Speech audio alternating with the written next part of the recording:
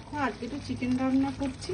চিকেনটাতে দিয়েছি কাসুরি মেথি, পেঁয়াজ, রসুন, আদা, জিরের গুঁড়ো, ধনের গুঁড়ো, তারপরে কাশ্মীর লঙ্কা সব রকম একসঙ্গে মাখিয়ে ম্যারিনেট করে এই দেখো বসিয়ে দিয়েছি।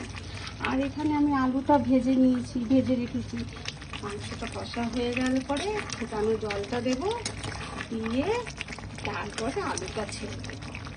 একটুখানি গরম মশলা দেবো আর একটু কাসুরি মেথি দিয়েছি, যখন খুব সুন্দর সেন্ট ছাড়বে, গন্ধ ছাড়বে, সেন্টটা খুব সুন্দর হবে কাসুরি মেথিতে। আর ওই জন্য গরম মশলা অল্প দেবো, একটু নামানোর আগে একটুখানি ঘি দিয়ে দেবো।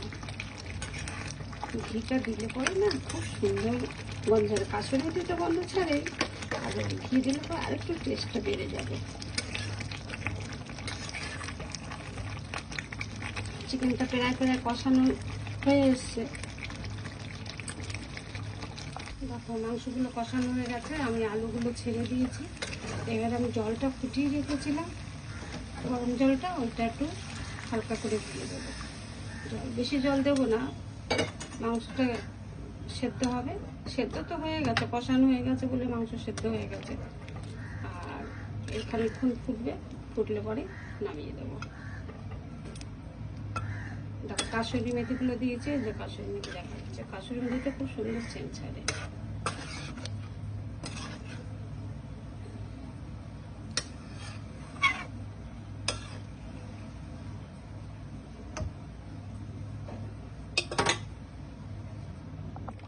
দেখো মাংসটা হয়ে গেছে, একটু গরম মশলা দিচ্ছি, গরম মশলা দিয়ে আমি নামিয়ে দেবো।